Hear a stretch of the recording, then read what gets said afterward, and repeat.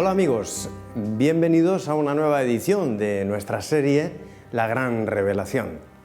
El tema de hoy lleva por título Puede librarnos y aunque no nos librará. Los amigos de Daniel vivieron una experiencia terrible como consecuencia de las decisiones que había tomado Nabucodonosor después de que Daniel le interpretara el sueño. Cuando Daniel interpretó el sueño de Nabucodonosor con aquella estatua con la cabeza de oro y que tenía pechos de plata, vientre de bronce, pies de hierro y piernas de hierro y pies de barro cocido, pues Nabucodonosor pensó que sería una buena idea crear una estatua toda entera de oro y que todo el mundo la adorara. Bien, aquí el problema es que los amigos de Daniel se metieron en un serio problema. En Daniel capítulo 3, versículos del 4 al 6, se nos registra la historia de este relato bíblico. Entonces el pregonero anunció: se manda a vosotros, pueblos, naciones y lenguas, que al oír todo instrumento músico os postréis y adoréis la estatua de oro que el rey Nabucodonosor levantó. El que no se postre y la adore en el acto será echado dentro de un horno de fuego ardiendo. Todos los pueblos, naciones y lenguas se postraron y adoraron la estatua de oro que el rey Nabucodonosor había levantado. Sin embargo, los compañeros de Daniel no lo hicieron así. Esta fue la cuestión.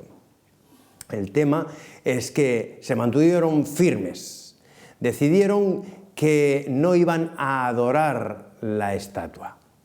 El versículo 15 nos presenta la gran pregunta: ¿estáis prestos a postraros y adorar la estatua que levanté? Porque si no la adoráis, en esa misma hora seréis echados en un horno de fuego ardiendo. ¿Y qué Dios os librará de mis manos? De nuevo vemos el sistema babilónico. La autoridad del hombre imponiéndose por encima de la autoridad de Dios. Nabucodonosor debía tener ya suficientes evidencias para comprender que el Dios de Daniel y de sus compañeros era el Dios creador, con señales evidentes de que es el creador del universo, dueño y señor de todas las cosas. Pero ahora Nabucodonosor les hace la pregunta: ¿qué Dios les podrá librar de su mano? Como si él fuera realmente Dios en la tierra. El versículo 15 nos presenta la respuesta de los amigos de Daniel.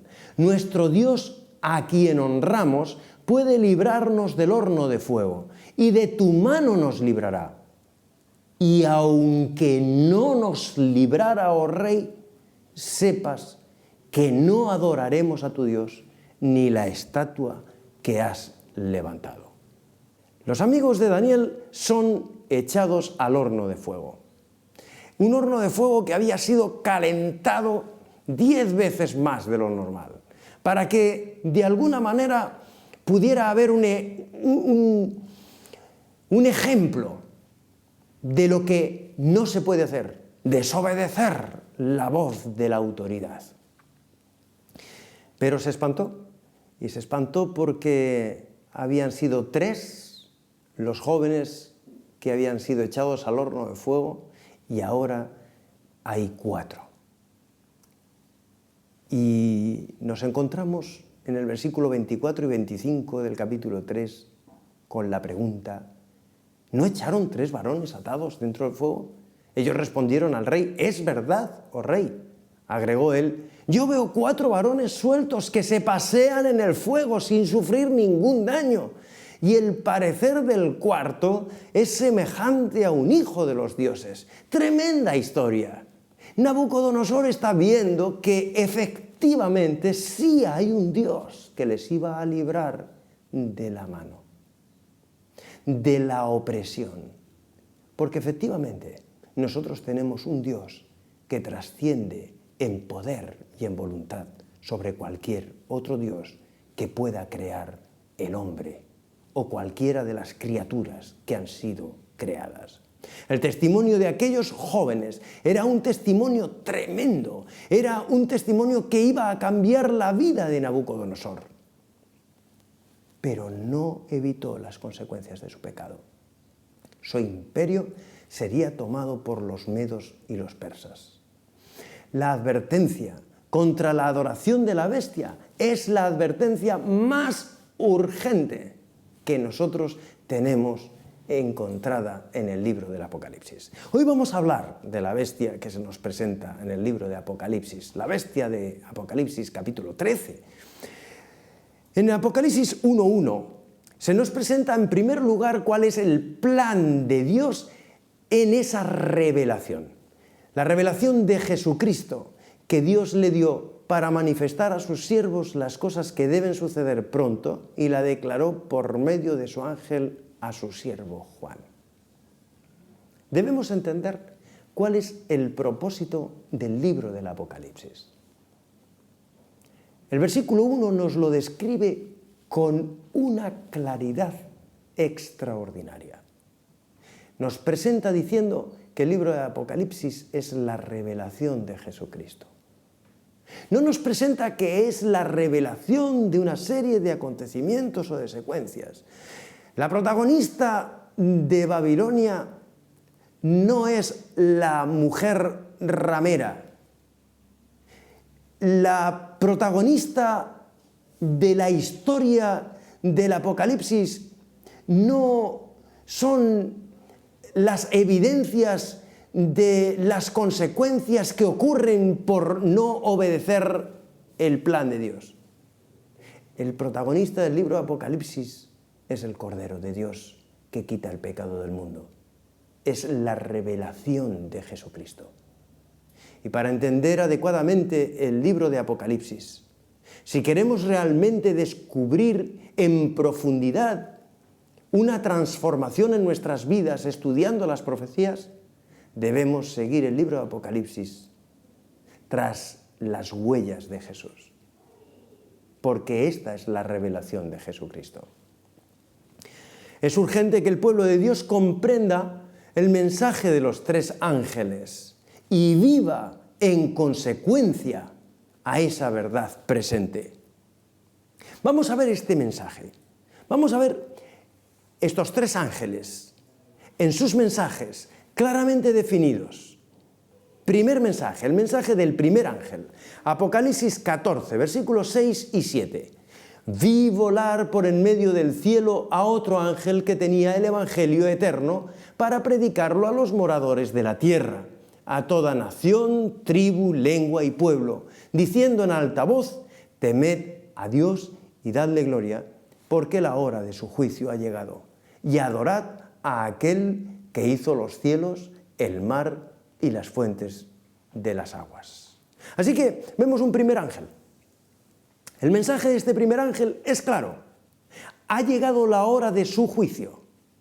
Hablamos de un juicio, pero veíamos en el programa anterior que había una dimensión en el juicio que era a favor de los santos. Por tanto, el juicio es a favor de aquellos que temen a Dios y le dan honra.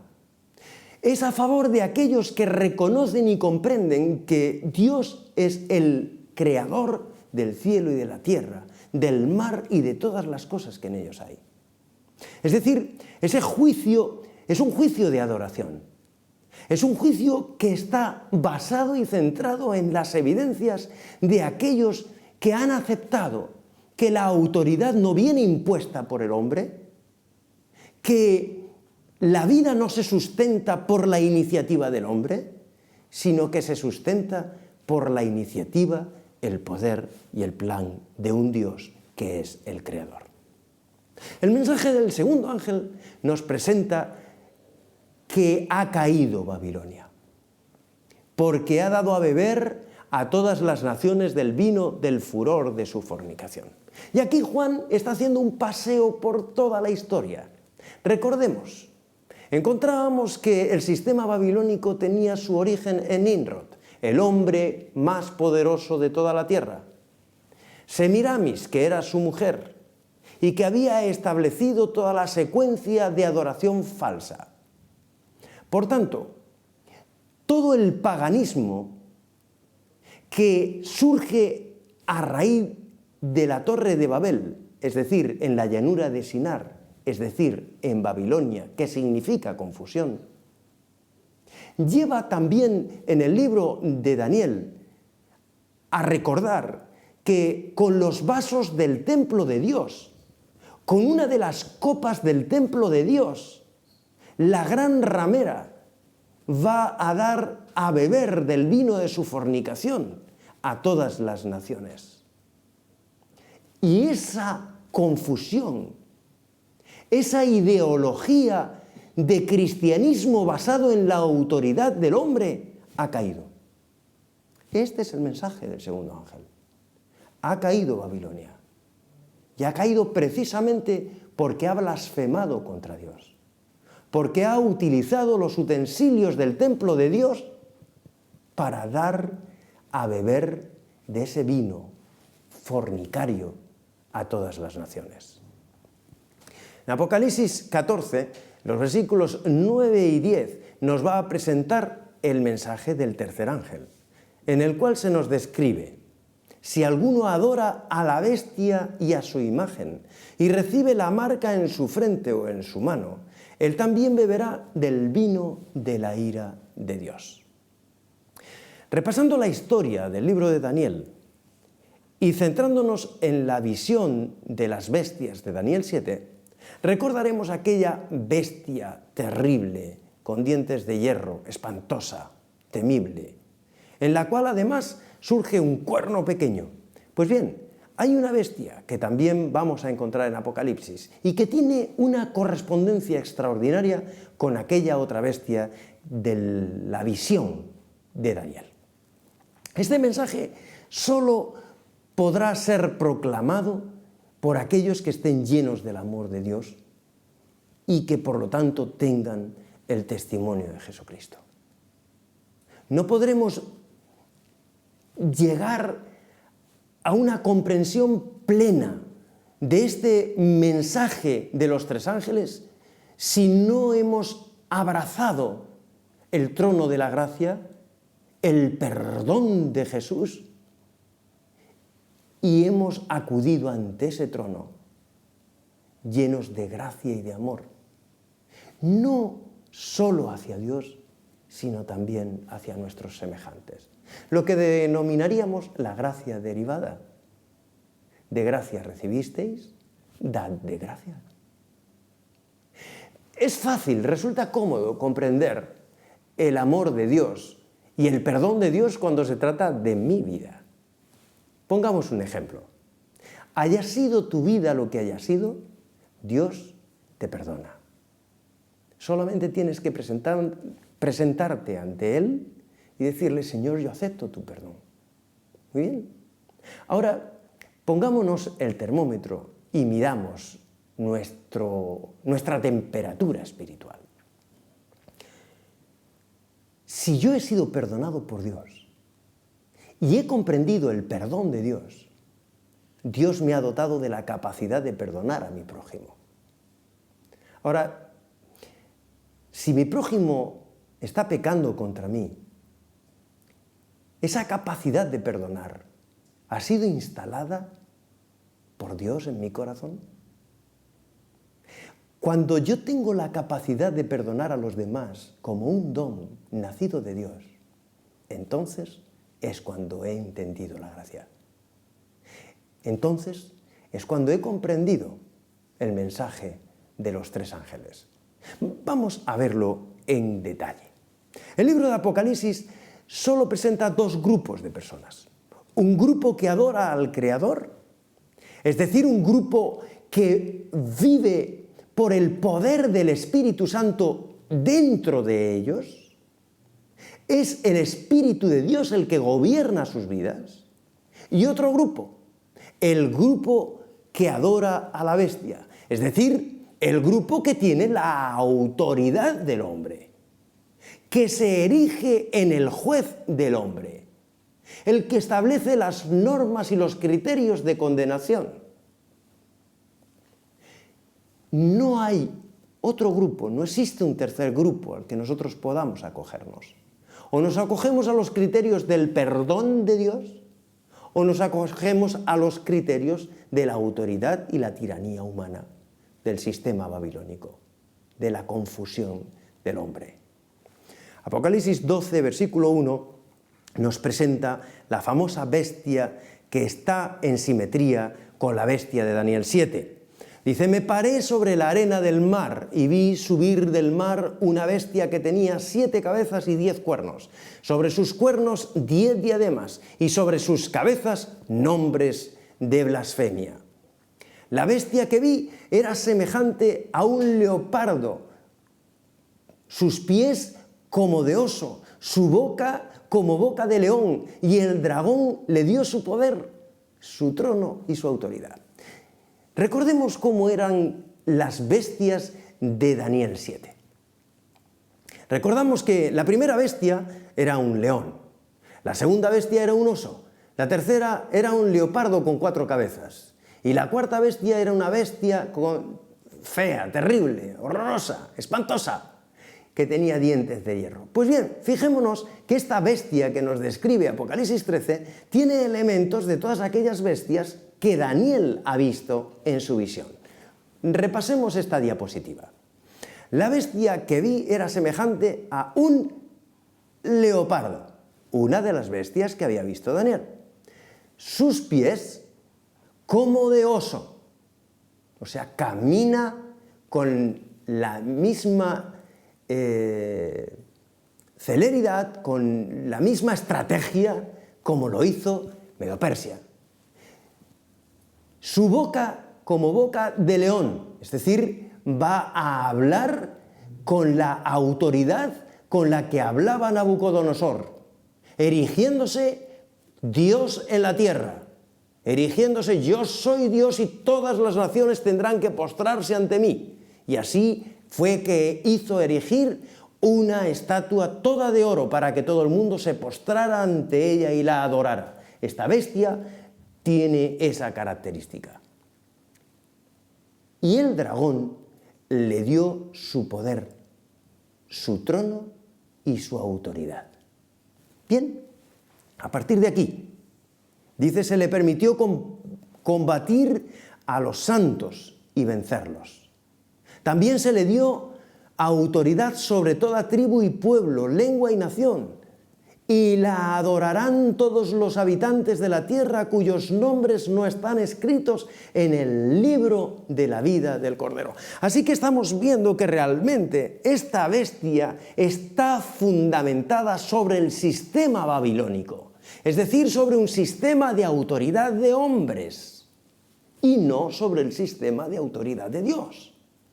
Partiendo de esta primera premisa, vemos que la bestia representa el sistema religioso falso. Si solamente hay 2 clases de adoradores, por una parte los adoradores de Dios y por otra parte la autoridad humana, nos vamos a encontrar con mucha facilidad, podremos comprender que si no estamos siguiendo la autoridad de Dios, como el Creador, como el único digno de ser adorado, estamos en Babilonia. Estamos siguiendo a la bestia. Es decir, estamos siguiendo un sistema de religión falso. Y aquí la autoridad humana se impone, prevalece por encima de la autoridad de Cristo. Y toda religión que mantenga a Cristo en la cruz, sea cual sea la religión que me mantiene a Cristo en la cruz y no me presenta un Cristo resucitado y un Cristo que intercede por mí y un Cristo que interactúa conmigo, es una religión que no es verdadera. Porque el único que tiene poder para gobernar mi vida es Cristo en mí. Ya no vivo yo, dirá el apóstol Pablo, mas vive Cristo en mí. Todo sistema de gobierno que mantenga al hombre como el protagonista y no a Dios es un sistema de gobierno falso. Por otra parte, la ley sustituta de los mandamientos de Dios. O sea, el ser humano busca crear leyes alternativas. Y así tenemos los gobiernos llenos de leyes, enmiendas a las leyes, artículos, subartículos, subíndices, en todo tipo de disciplinas. Dios establece 10 grandes principios sobre los cuales va a girar la voluntad divina. Un sábado falsificado en vez del verdadero sábado. Y aquí hay un principio fundamental, porque el sábado nos sitúa en la creación. Si nos situamos en el mensaje del primer ángel, el mensaje del primer ángel nos está definiendo claramente que hay que adorar al Creador. Es decir, nos está conduciendo a Génesis capítulo 1 y capítulo 2. Nos está presentando al Dios creador. Dios creó el mundo en 6 días y el séptimo día descansó. Es decir, coronó la creación con aquel día de descanso. Un día de reposo. El séptimo. Me daría igual que hubiera sido el primero, el segundo, el tercero, el cuarto, el quinto, el sexto. Me es indiferente. La cuestión es que fue el séptimo. Y Dios en la creación establece que el séptimo es el día para santificarlo. Y lo puso como una ley más de la naturaleza. Nosotros no podríamos decir, bueno, y vamos a pintar las cebras todas de blanco, porque no nos gustan las cebras de blanco. Las rayas de las cebras no nos gustan, así que todas las cebras de blanco, quitémosle las rayas. Queremos cambiar la ley que rige el principio del por qué las cebras están rayadas. No podríamos hacerlo. Del mismo modo que no podemos cambiar cualquiera de los principios creadores de Dios, no podríamos plantearnos cambiar el criterio de que el séptimo día es el día que Dios lo estableció como el día de descanso. Ahora bien, ¿cuál es la base de la verdadera adoración? ¿Sobre qué se sustenta la verdadera adoración? Veamos Apocalipsis capítulo 4 y versículo 11. Señor, digno eres de recibir la gloria y la honra y el poder, porque tú creaste todas las cosas y por tu voluntad existen y fueron creadas. ¿Ha dejado Dios una señal de su autoridad creadora? Naturalmente que sí. Génesis capítulo 2, versículos 2 y 3. Y acabó Dios en el séptimo día la obra que hizo, y reposó en el séptimo día de todo lo que había hecho en la creación. Y Dios bendijo el séptimo día y lo santificó, porque en él reposó de toda la obra que él había hecho en la creación. Así que no hay debate, no existe discusión. Yo no le puedo decir a Dios cómo tienen que ser las cosas. No se trata de que yo incluya a Dios en mi perspectiva o en los paradigmas que yo tengo interpretados de cómo deben ser las cosas. Sencillamente, Dios creó, lo hizo en un criterio determinado y yo lo acepto.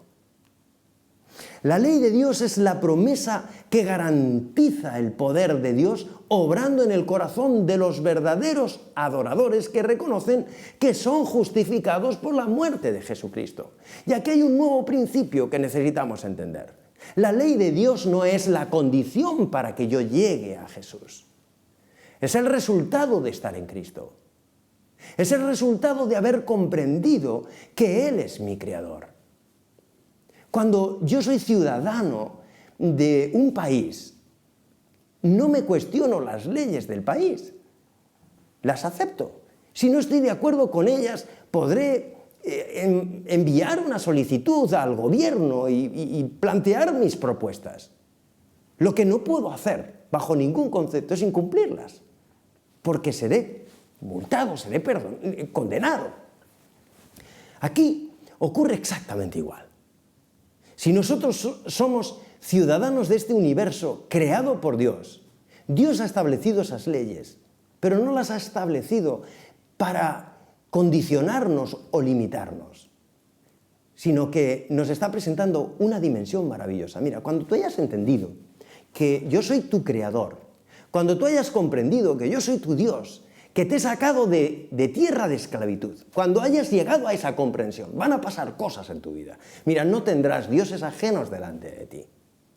No vas a tomar el nombre de Dios en vano. Se va a dar la circunstancia de que tú vas a tener el día del Señor como tu día ideal. No matarás, no robarás, no cometerás adulterio. Es decir, hay una serie de consecuencias naturales que van a surgir en tu vida, sencillamente porque has decidido que yo soy el único digno de adoración.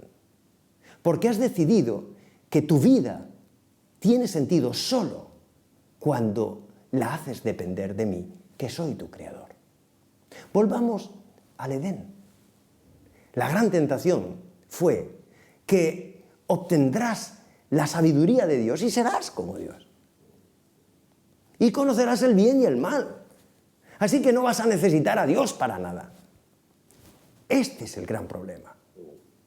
En los tiempos que corren, mis queridos amigos, estamos en una obligada realidad. Nadie nos puede negar que son tiempos difíciles los que acarician la brisa de nuestra vida. Y llega el momento en el que nosotros tenemos que tomar posiciones. Las posiciones de adorar a Dios sobre todas las cosas. Y obedecerle como consecuencia de ese amor y ese respeto que tenemos por Dios. El signo claro de la autoridad divina lo encontramos en Éxodo 20, en los versículos del 8 al 11. Acuérdate del sábado para santificarlo. 6 días trabajarás y harás toda tu obra, pero el séptimo día es día de reposo para Jehová tu Dios. ¿Por qué? Porque en 6 días hizo Jehová los cielos y la tierra, el mar y todas las cosas que en ellos hay. Y reposó en el séptimo día. Por tanto, Jehová bendijo el día del sábado y lo santificó.